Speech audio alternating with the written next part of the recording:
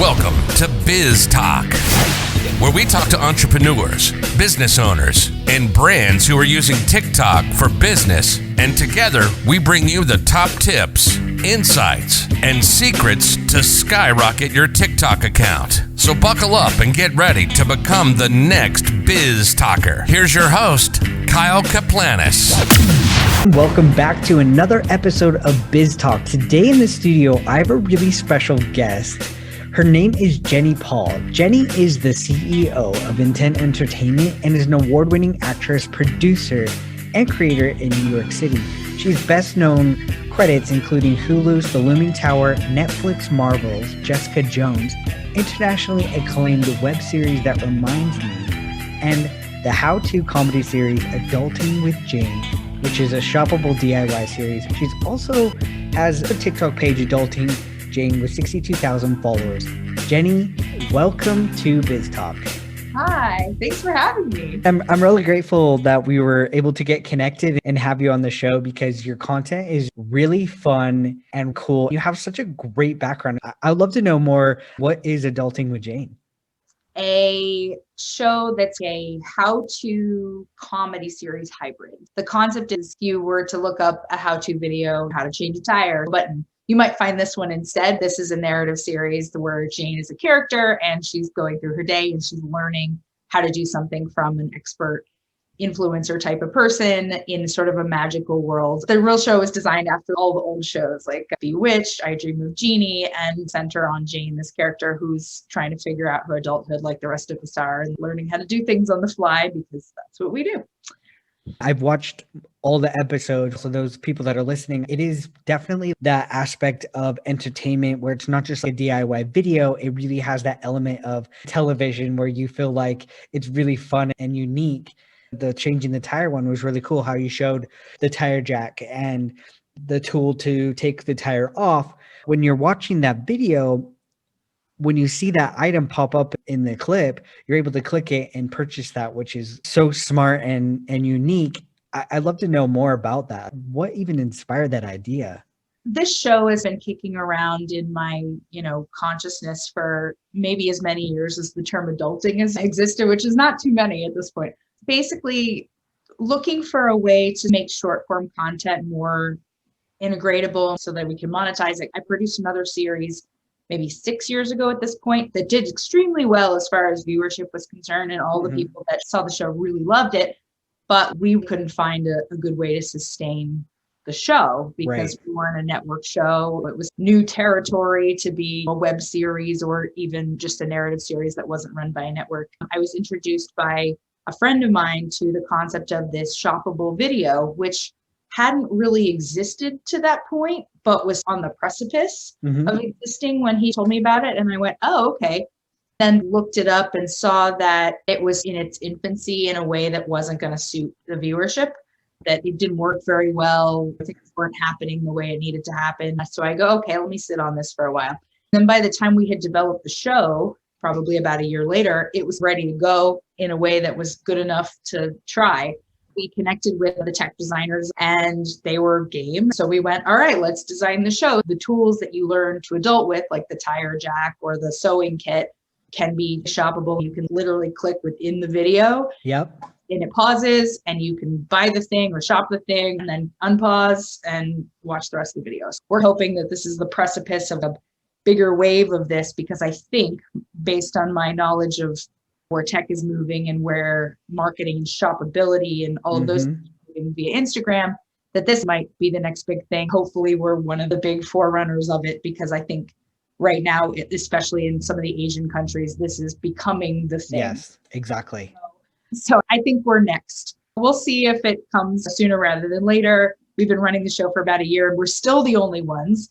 Happy to be because it's already out there and people are seeing it. My assumption is that more people will move in when it becomes more of a vocabulary where people know what shoppable video is and know that's what that means. You could buy the shirt in the episode that if you like Jane's shirt. So crossing fingers that it becomes a bigger deal and that helps us propel even more into the universe of our show. It's such a smart concept, and it's cool because you said you've been doing this for about a year. You've already been so innovative in that thinking. We have noticed with the Asian cultures, especially the Douyin app that is TikTok's sister company in China.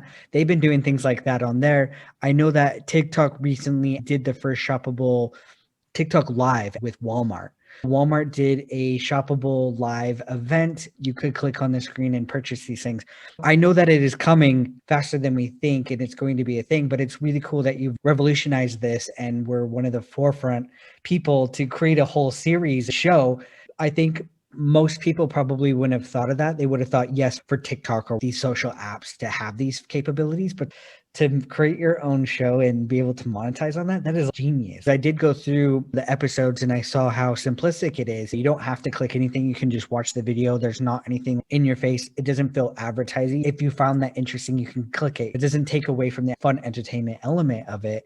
One of my favorite episodes was when you did going to the theater with Sophia and Caruso. Is that you say her name? Yes. That one was really fun to me. I'm a big Beetlejuice fan.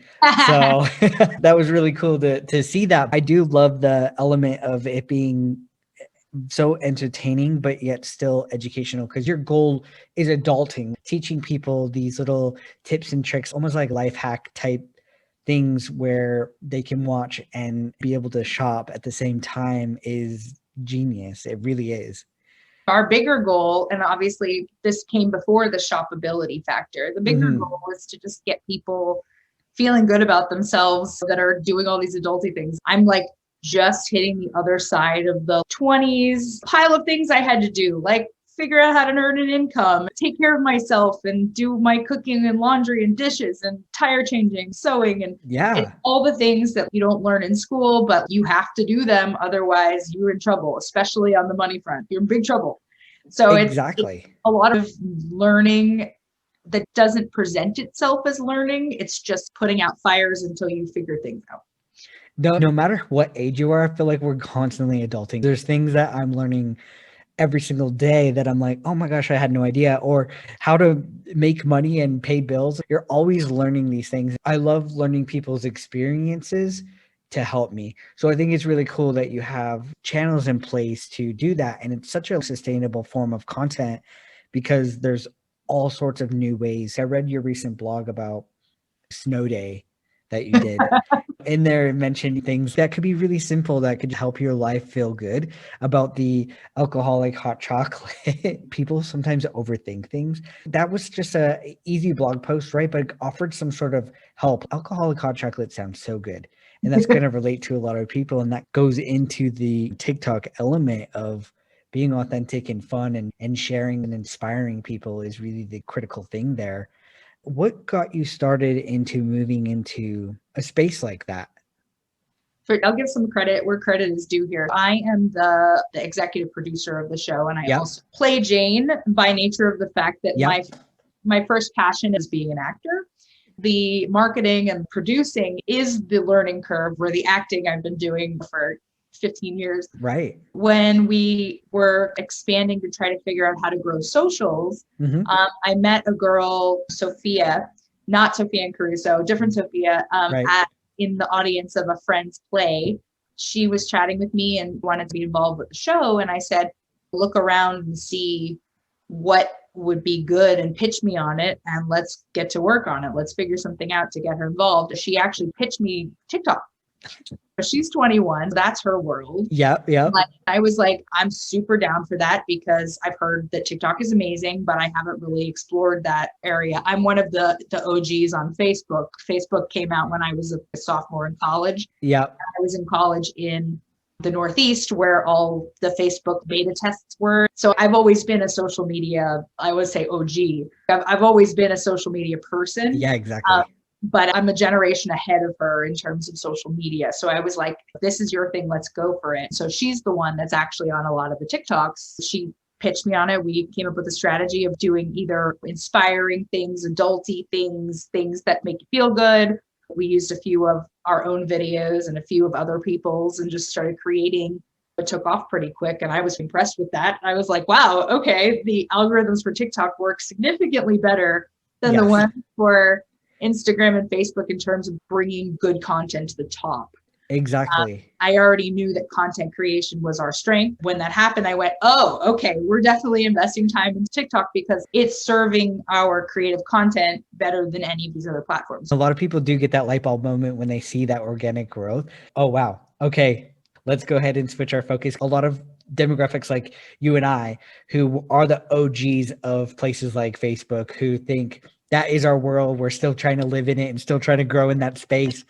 But we realize, wow, TikTok is really great for this. Let's start focusing there. It is hard for a lot of people, but you mentioned a really good point about saying that's not typically me in the videos, it's somebody else, but it's still ultimately your brand. You are the producer of Adulting with Jane. I think people can relate to this concept because there's a lot of people that I talk to that are in business that are like, I have a whole team, and they think that they have to be the sole person, but you don't. You can go in collaboratively as a team. People really relate to that. And most people I have on my show are the face, but it is really cool to show that you could be the producer behind the scenes. You could do it as a team effort. There's a lot of people missing that element. Get everybody involved within your channel, especially if it's a brand.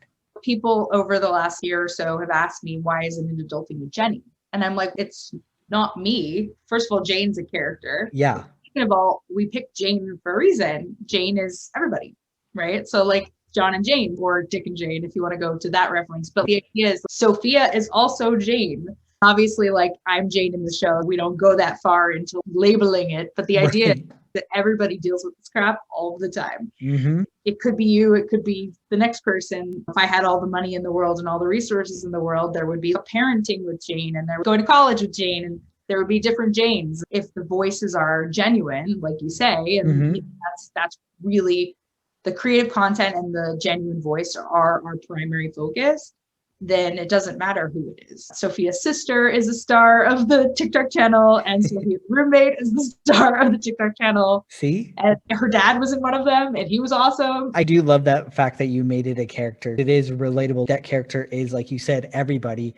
And you could have made it Adulting with Jenny, but your background being an actress, I'm sure that's such a key component of who you are. Bringing entertainment in and being able to still act and play a character is probably really important to you as well. On the TikTok side, it's fun that you can take that brand of Adulting with Jane and turning it into, we're bringing in everybody from behind the scenes, and it's going to relate to different audiences. Do you know from your experience, have people come and transition over to watching your show as well? Interesting question. I would say that we have a little more trouble doing that on TikTok than we do on other platforms, because other platforms have DMs. If somebody follows us on Instagram or on Twitter, we can DM them and say, thanks for the follow, check out our show. They know that there's a show. They came for the memes. So that is the one thing about TikTok that's kind of a hurdle, is that we have to put out a video advertising the show. You definitely know this, and most people that know TikTok know that the further away from rough and tumble genuine you get, the less the viewership. Mm-hmm. So when we put out little trailers for the show, they don't get as many hits because it's clearly not a TikTok video. It's an advertisement for the show. I think a lot of people that are on our TikTok know that we're a show. We have it in the bios and the links and everything else. But I would gather that the percentage of people jumping from one thing to another is quite a bit lower in TikTok than it is in Instagram or Twitter or somewhere else. I love hearing these real life stories and concepts, because you hear different dynamics, people saying, oh, it's converted so great in different things, but it depends on your content, right? You're bringing a different element. You have a totally different show, where some people are a brand, they offer a product and they're showing it in the videos, really fun, but yours is more of a show base. It's cool to see that. Yes, your conversions are higher in Instagram because you can DM. I know, yeah, TikTok you can, but you have to be friends, and it's complicated. People that are listening, you can't just DM random people on there. You have to actually be connected. I know why TikTok does it. It's more for privacy and protection, especially for the younger audiences. I talk to a lot of brands too. You have to be very strategic with your strategy, because people will see that it's not the right fit for the app. So you sharing pieces of your episode, people are like, this doesn't seem like very TikTok-y. Do I think it's going to change? I think that you'll be able to completely figure out a strategy there to where you do convert people, but you're already building the audience. And that's the key thing. 62,000 followers, that's a great start. As the app emerges and more people come, you're going to have credibility there to where you can figure out how to push people into the show, and hopefully will lead you into adding going to college with Jane, being able to move into your long-term goals, which I think would be huge. There's a lot of room for growth, but you're so early. There's no problems with how it's going right now. I think just focus on growing and helping people is the key thing for right now. We've had a little bit of success with it. If we pick the funniest part of the episode and we put it in a TikTok, like it does well. Watch the rest of the episode over here. We're going to play and see what happens. And it sometimes works and it sometimes doesn't. And that's okay. We had one video that did 6 million views that had nothing to do with adulting Jane at all, to how we get these people over here. Please come watch the television show. That's the money right there. Because you have 62,000 followers, your account can be switched over into the creator fund. Are you guys in that? We are in that. It's been actually interestingly cool. I don't know how much you guys talk about this in other places. We get paid a little bit of money on viewership. Some months we have a big video and we get that money, which is great because it's incentivizing in some ways. It doesn't hold a candle to the business expenses of running a television show, but it's also uniquely good because on Instagram and Twitter and Facebook and any of the other ones, in order to grow your following, you have to pay. Exactly. It's very incentivizing, especially since our audience is much more on TikTok than it is on the other places anyway, because we're looking at female leaning, but not entirely. People that are my age down to Sophia's age, 21 to 35, people that are figuring out adulthood, they're on TikTok. It's the happy marriage of everything, where TikTok is not only doing the best for us in terms of viewership, it's also doing the best for us in terms of money and also doing the best for us in terms of the audience. So we're like, TikTok, thank you. That's where the energy is getting focused because that's where the people are. You said these other platforms, in order to reach people, you have to pay, and you have to pay a decent amount of money too, like per day. But on TikTok, you get to promote your product, reach masses, and get paid. Like, what?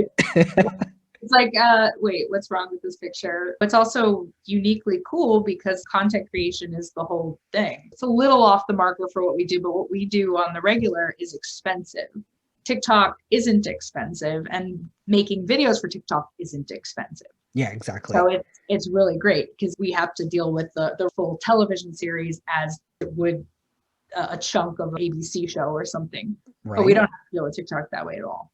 Would you agree that TikTok is a great part of your strategy? I think we didn't know that it was, and then it was, and it definitely is. When we're looking at viewership, it's comprising the biggest chunk of it. When we're looking at fandom, it's comprising the biggest chunk of it. Not the biggest chunk of money by any means. I think by and large, it's like I said, it's the audience portion of the show rather than, we work with business to business on the show itself to have partners come in and have their products be represented in the show.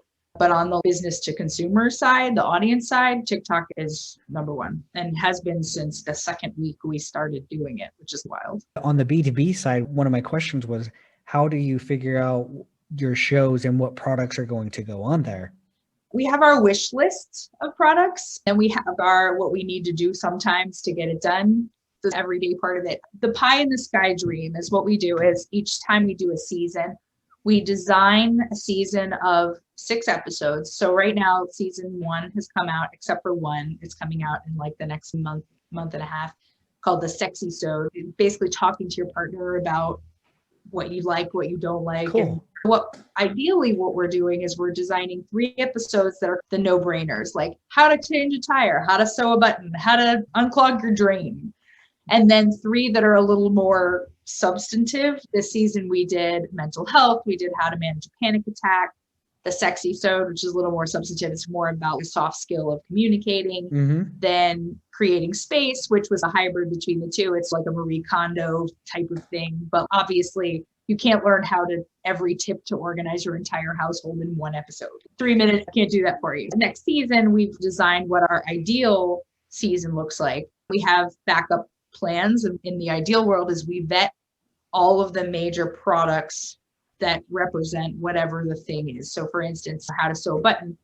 What we will end up doing in the development for the season is we're going to order 5-6 sewing kits and game test them and see which one is the best one and which one has the quality meets price point for the new adult that can't afford the super fancy thing, but also doesn't want their stuff to break. And then we create a priority list of reaching out to the brand that created that thing. In our best case scenario, the top brand says, yeah, we'll come in on this with you. You'll sell our product. We'll give you a sponsorship and be your partner on this one. Sometimes we get top brand and sometimes we work our way down the list. And if none of the brands that represent a good product, we have a level of we will not do this thing, then we will actually look to switching the episode to something else or changing the tool. So instead of selling the tire jack, we would sell the kit that you throw in your trunk. There's a bottom line that we won't cross in terms of we don't want you purchasing junk from people that happen to want to work with us. We do a lot of researching on Shark Tank, and we're really looking at these up and coming companies. We're very expensive on the advertising side, and we do a lot for that brand. But in exchange for that, we want to make sure that their product really is the thing that the show wants to be selling. Because it's an epic product placement, by the end of the episode, you know what the brand is. Our Creating Space was one of our partner episodes. You know by the end of that episode that the quilt is the thing that was the sponsor. And you know that Project Repat made the quilt, and you know everything about that product. You have a full positive brand recognition. We want to make sure that the brands we're representing are good ones. We never settle for anything less than good. I love that you research because that really is important. Obviously, you're a representation of that product. So if it's bad, they'll be like, oh, wow, thanks Adulting with Jane for setting me up for failure here. So no, that is important on the B2B side. That business that does work with you, they get this really cool production too that they will not get anywhere else because it's different. It's totally different than what I've seen. So that looks cool for them to be able to brand it and just see like, hey, we're on this episode, check it out. Is there any particular brand that would be your dream episode? That's a great question. The difficulty with that question for me is that what happens with us, and I'm sure we'll get the hang of it after we start doing this for quite a long time, the sweet spot for the brands that we're working with are not huge. But they're up and coming enough that they have a marketing budget. They're working with micro influencers. They're living in the world that we live in, which is this world, you know, TikTok and everything else, and not living in we're advertising on television at the Super Bowl because that's where their marketing dollars are going. The problem is that every time I get excited about a brand, that brand gets bought out by a large company. Now, that doesn't mean that the large company won't want to work with us anyway. Because we're inexpensive, we keep it at a very inexpensive price point for the brands so that if it doesn't work out the way they want to, we're not breaking the bank for them. We're looking for the new best up and coming solution to a problem. The price point that we're at, big brand setting, is something they don't care about. That's how low the price point is. They're like, why would I care to invest my time in this at all? If we're getting 500,000 impressions where we could be buying 7 million from this other company for however much money. The particular brand of quality impression we're giving is really suited to a company that just got picked up by Shark Tank. So answer to your question is, one of the companies we did a TikTok video for was Rocketbook. Love Rocketbook. They just got bought out by Bic. Once they're bought out by the huge company, if the huge company doesn't say like, we don't need to deal with this, or they might. Maybe I can get to Bic, and maybe Bic's advertising agency is like, we're really focusing on Rocketbook over here, so we're going to throw that your way. But anything for me, anything that solves a problem in a new and cool way is something that's attractive to me, even if it's not necessarily the best first aid kit on the market is Johnson & Johnson. I would be more interested in one that's creating a solution that you can buy the thing and you have everything in one spot, and it's cute-ish maybe for the who like to have Gen Z, exactly. Aesthetic, and it's practical and it has strong items in it, and then you can put it in your closet for the next 15 years until you have children, and it's going to do everything you need it to do. I'm always looking for the thing that is the solution that also meets the aesthetic.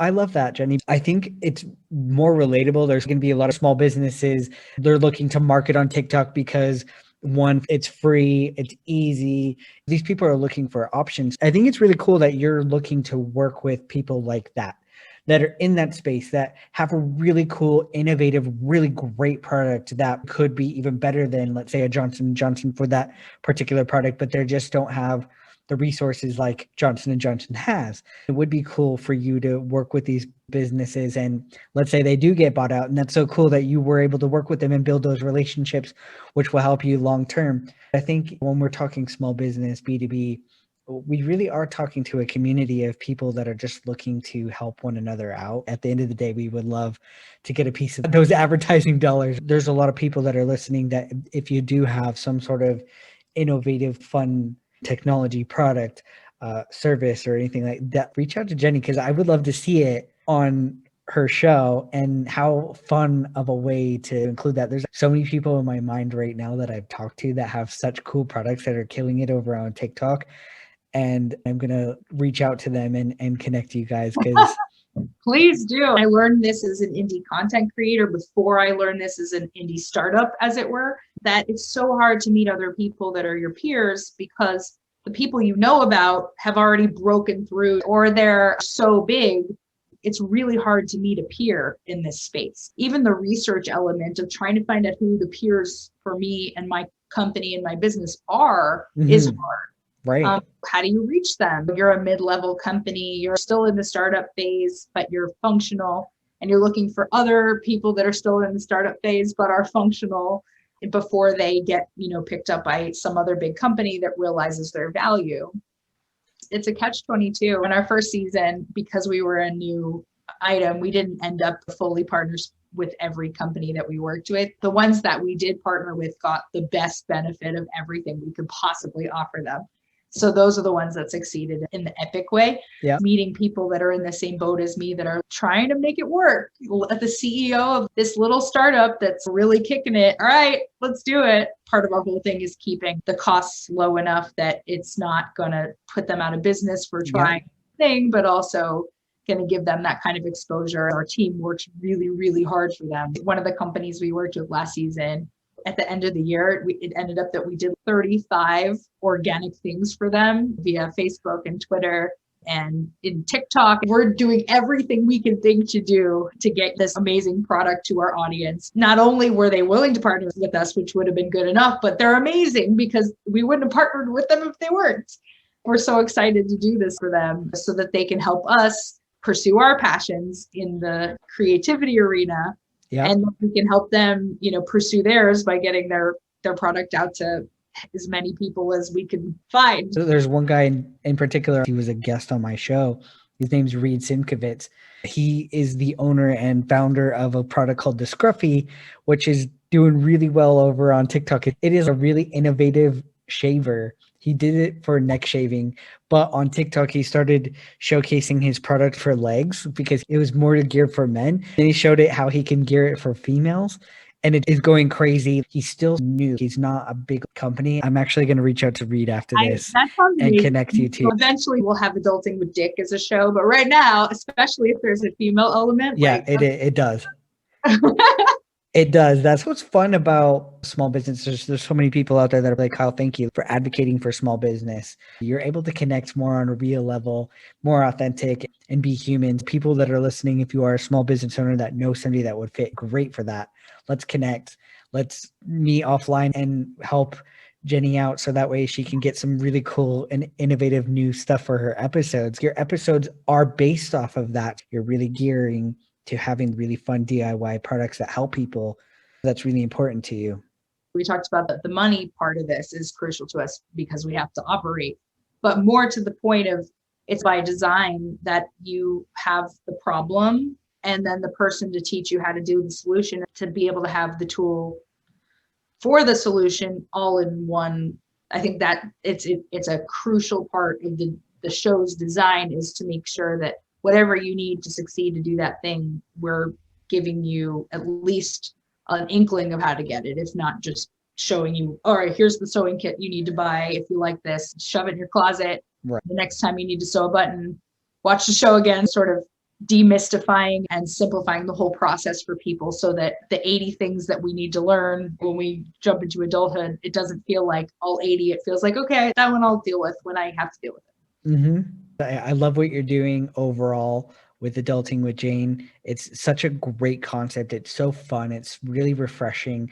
So much entertainment. And the shoppable, clickable thing, that's going to catch a lot of people's attention. They're going to be like, wait, what is she doing? I got to see this. I'm sure you're going to get some people jumping over to watch this after this episode gets released. And if you're listening to it right now, it is released. Definitely go check that out. I'd love to know, how can people connect with you? The show is on adultingwithjane.com. It's set up to look like a Netflix where you can like scroll through the episodes. We're also on Amazon. I don't recommend going to Amazon because then you can't play with the shoppability stuff. I always recommend go to adultingwithjane.com so you can play. If you're really interested in the shoppability, do it on a desktop. The tech is perfect on the desktop. Adulting Jane are all our social handles. And if you're a business, there's a contact us on the Adulting with Jane website. Also, my email is jenny@intententertainment.net. Hit me up. This is what I do all day, is learn about products and see if we can figure it out and go with it. Those that are listening, I made it really easy for you. You could hit the description of this podcast on whatever platform you're listening on. Go to the description. You'll find the link to the show notes and you'll find everything there. So you can check out Jenny, check out Adulting with Jane. Definitely give it a shot. Go through those episodes and see how it works. You'll be really intrigued. I watched all of them so far that are available, and they're really cool, fun, and keep you entertained. I did click some of the links just to see how it functioned, and it all worked great, which was so cool. Huge shout out to our tech director, Jonathan. You mentioned this before.